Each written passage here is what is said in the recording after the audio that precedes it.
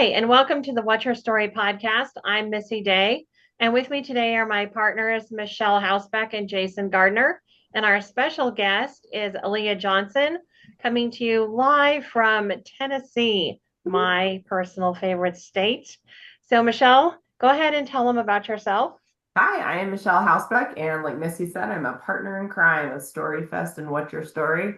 I handle a lot of the brand assets, and I am just in love with storytelling. So I'm very proud to be part of this ministry. So I'm going to hand it over to Jason. Hi, I'm Jason Gardner. I'm also a member of the What's Your Story family. Happy to be here with Michelle and Missy and Aleah today. I handle some of the more technical aspects, such as the website and monitoring the speaker bureau. I'm really excited to hear Aleah's story. We got to hear her share at our Storyfest last September, and she's an amazing storyteller. So, Aleah, tell us about yourself. Thank you. Yes. Hi, everybody. My name is Aleah Johnson, and I'm grateful to be a speaker in the Speakers Bureau for What's Your Story. I am a recovering addict and alcoholic. I have been clean and sober since May 16th, 2012, and really just wanted to use my past as an asset to help other people. So took my past pain and turned it into purpose. So I'm here and I'm excited to be here with you all and get to share some more of the story. Well, first and foremost, we have to talk about something that's very important that you did, Yes, let's talk about it. and that's you wrote a book. I did write a book. Yes. It's still trying to get through my mind that I am a author. It has been quite the dream of mine. When I was a little girl, I wanted to be an author. Granted, it looked very different, my image then and my dream then, as it did end up transpiring into being more of a memoir about recovery, mental health, and addiction. So I'm very excited about that. It has been a long time coming, and it will be out and available for purchase in July. Ooh, Yay! I know, I'm very excited. And what is the name of the book? It is called Caffeine, Nicotine, and a Dream, an Audacious Memoir. So it's very juicy, everybody. It's got no topic left unturned. I believe that sharing your story is about connection and vulnerability and sharing those vulnerabilities and experiences with others and being able to have the hope and healing that you're not alone on your journey and there is somebody with you, and it's just a matter of walking that path together to live a better life that we have for ourselves and what our purpose is for this world. Yeah. One of my favorite things about you as a storyteller, and I can't wait to read the book because you keep using the word juicy. Yes. And just hearing you speak, I know what this juicy means. A Mhm. lot of the times people tell their stories, and I get you don't want to go in the nitty-gritty details of everything, but you give us some nitty-gritty I details, do. you know? I do. You I am very. you answer the questions that were like, well, what happened? Mhm. Yeah, yeah, I do. And I have always really lived boldly, and I understand that I'm not everybody's cup of tea. I get that. And I learned that when I was in middle school. And I am very strong-willed. I am somebody who lives my life out loud because I feel like, especially in my addiction, I just went through the motions, right? And it felt like I was surviving. And after I got into recovery and started to heal those certain things and those certain aspects of my past, I realized that you could actually thrive in life and being able to experience the difference between surviving and thriving. And I think for me, I want to be able to lean into those uncomfortable conversations because they're not conversations that are had. And even when I got sober back in 2012, the behavioral health space has evolved. The world has evolved. I mean, we went through COVID. There's been so many different things that have come out of that. And I think that there's nobody really who leans into the tough conversations, yet we all have things in our lives that, whether we talk about it or not, that affect us and that impact us. And being able to live boldly is something that I have always done. And, I'm not going to stop now. And I think, I have learned in my own recovery journey about authenticity and how important it is to be authentic and to feel those things and to be able to have those connections. And, I'm not scared to rip that Band-Aid off and have that tough conversation. I am one of those people where I would rather say I tried it and it didn't work than sit back and say, I wonder what that would be like. So I jump into life with both feet. That is definitely true. Yes. And sometimes it's successful and other times it is a huge learning experience and both have growth in them, in my opinion. The one constant in life is change, and we can either roll with it or we can resist it. And I choose to roll with it. So where did you come to get your name of your business, the Audacious Ally? Yeah. Well, bold, audacious is living boldly, and that has that definition. And for my recovery, when I first got sober, I did start speaking in jails, and I started sharing my story at domestic violence shelters, and really being able to advocate and be an ally for people who are going through it that maybe didn't know where to turn or didn't have, the strength in their voice to move forward or to address any of those things. And I didn't at first either. I was very quiet at first, if you can imagine that, because there was a lot of shame that was carried with different things that happened to me and different experiences that I went through, that I wanted to be able to advocate for other people, just like I had to advocate for myself to get myself here. So I kind of put the two together and got the Audacious Ally, and here we are. I love the name. Love the name. Thank you. It's fun. So, Aleah, go Yeah. ahead. Yeah. so Aleah, if being bold, confident, and unapologetic is such a key piece of who you are, and to what we've already talked about, that I think that's why those stories resonate so much. If people wanted to start breaking through the bubble and become more bold, confident, unapologetic, where might they start? Taking time for themselves. I feel like our hustle and bustle culture has taught us to do more, be more, strive more. And that's not the case. That's what's causing burnout and, suicide rates and mental addiction rates going up. And it starts with getting back in touch with yourself and really being able to know that you are a priority in your life. And I feel like, at least for me, one thing that I had to shift was I poured so much energy into other people that I didn't have enough energy to pour into myself, nor did I have the time to do the things that brought me joy or do the things that build my confidence, whether it be, grounding myself outside or doing a Pilates workout or, eating healthy and nourishing our bodies. I feel like with our culture today, it is so go, and it starts with us, and we have to kind of move ourselves around. I always refer to 4 burners, like the burners on the stove. You've got to move yourself to the front burner and let yourself just burn and evolve and grow, and take that time to put the energy into yourself the same way you pour into other people. So it starts with you, and I think being able to focus on the things that you do have in your life that you do have confidence in, add more of that, add more of what makes you confident in your life, and really be able to prioritize the things that do make you confident and do make you comfortable in your own skin, because then that will have a ripple effect to every other areas of your life. That's fantastic. Thank you. Thank you. Comfortable in your own skin. I think that's I don't know, that phrase just hit me, because I think a lot of people don't feel comfortable no matter what they've been through in life or what they're going through. Yeah. Do you've done a lot of work, obviously, and you have, I think you have your process, right? Yeah. I would say, do you ever feel uncomfortable nowadays? And if you do, how do you kind of work through that?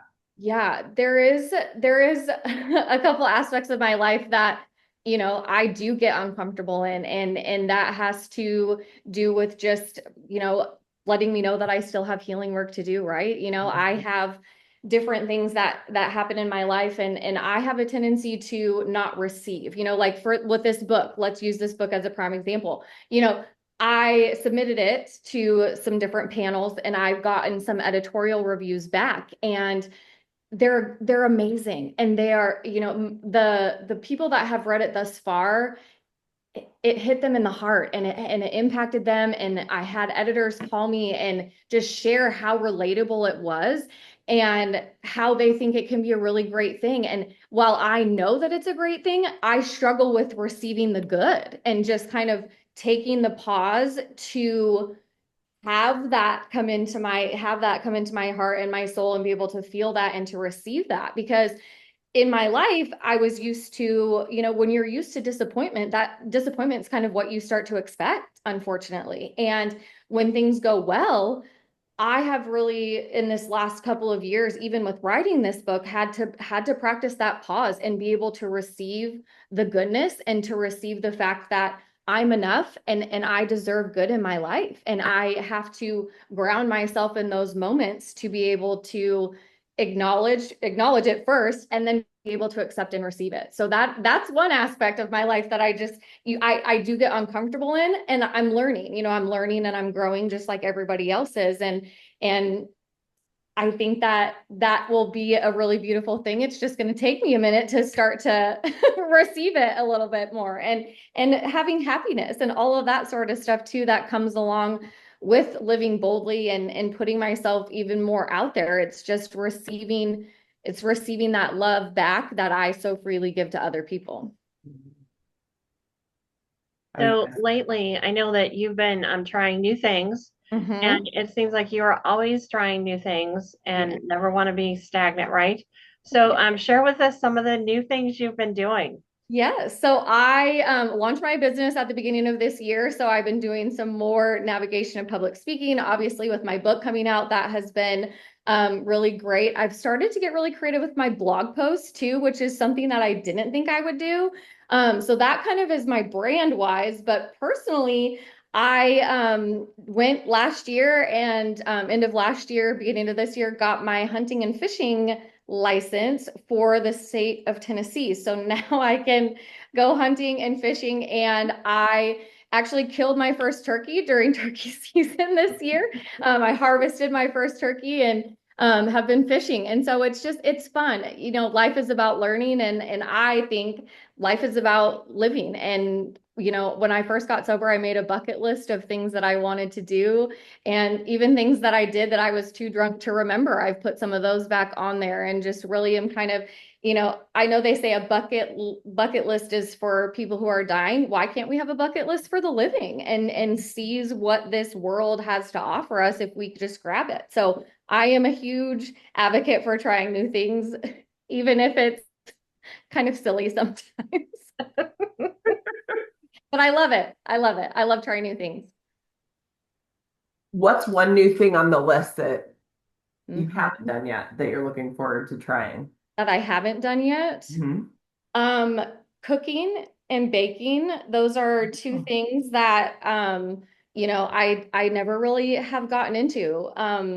I have a friend who used to joke with me. I'd say, I'm so good, the fire alarm cheers for me. So, I want to be able to not have my house burned down in the process of that. So I'm really excited to go through some of that. I would love to take a cooking class outside of home economics. When I was in 5th grade, I've never taken a cooking class. So I'm looking forward to that. I even for Christmas this year, y'all, bought myself a cookbook. Just a simple recipe cookbook, and I'm giving it a whirl. And so I'm excited. I'm excited for that. I'm excited to bake too. I would love to be able to bake like a chocolate pumpkin bread. And so, I love baking. there's just so many things that, you can bake that you can buy it everywhere, but why not try to make it yourself? Yeah. It's got TLC in it when you bake it. Got some TLC in it. Yeah, exactly. Right. That's so true. It's so true. It's got some TLC in it. That's right. I love that. I love that. I'm going to be sending you a loaf of bread that has some TLC in it. I was going to say, I would like a loaf of bread when you bake it. I'll even try your first loaf. Yeah. Okay, great. Okay, great. I'll send it to you. I feel like there's a What's Your Story cookbook coming. There's got to be. Oh my gosh, What's Your Story cookbook? Yeah. Well, and in the fall, I'm really looking forward to duck and deer hunting season too. Those are two things that I am looking forward to, because I've, learned in the process of, harvesting turkey and catching fish, it's a food source, and it literally being able to learn kind of all of the process that goes into that as well has been a really fun experience for me to really understand the process of what that is and how it can be such a great resource for us when we can harvest ourselves and be able to make things in our own time and with our own things that we have caught. Mhm. Yes, my husband is obsessed with you. Oh, well, No, I, we tried the whole like hunting and fishing thing, and I was just like, no, that's not me. yeah.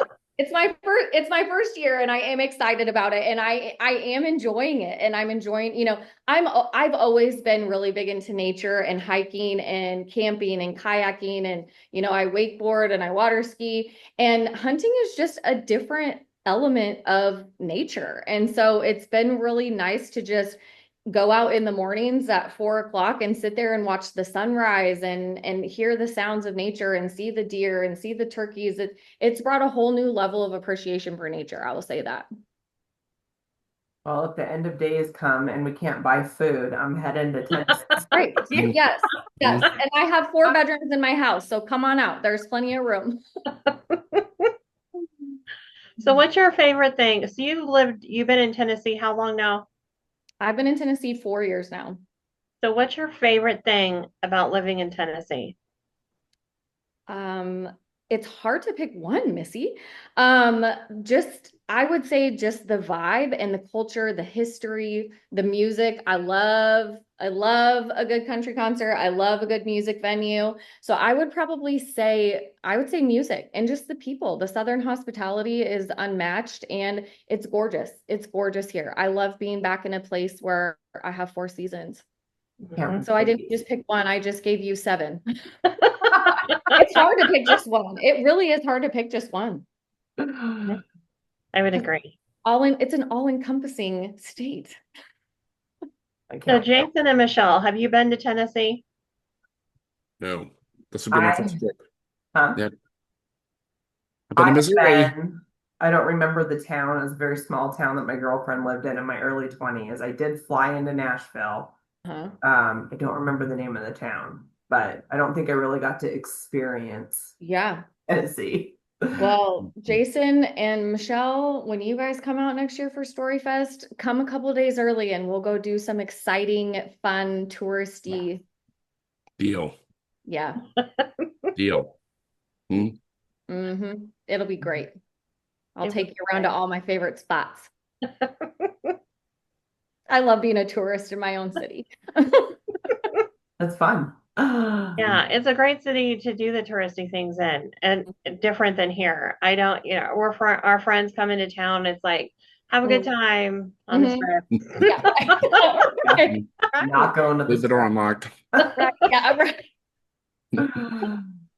Love So it. if people want to buy your book when it Mhm. comes out, are they going to be able to get it on Amazon bookstores? Yes. Yes. So it's going to be released on ebook first.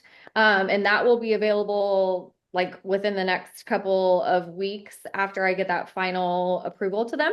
And then it will be available for purchase as a softback starting mid-July on Amazon, and Barnes and Noble Press is also picked it up to put it out there as well. So you can get it on those 2 places. I am also going to be selling it through my website as well. If people want to do it that way, just kind of giving people more choices to be able to get it to them. Wonderful. what And is if people want you to come and speak for their conference, women's conference, prisons, so forth, how do they do that? Well, through you, of course. That's a great answer, Aleah. Through you. I like it. Yes. Contact Missy Day. Right. TheWhatYourStory.com Missy Day. Missy Day. Yes. Yeah. Yeah. Well, first of all, I just want to say I'm so glad that we connected, Yes. and it's been great getting to know you and becoming friends. And I just wish you the very best with your book and your new brand and everything.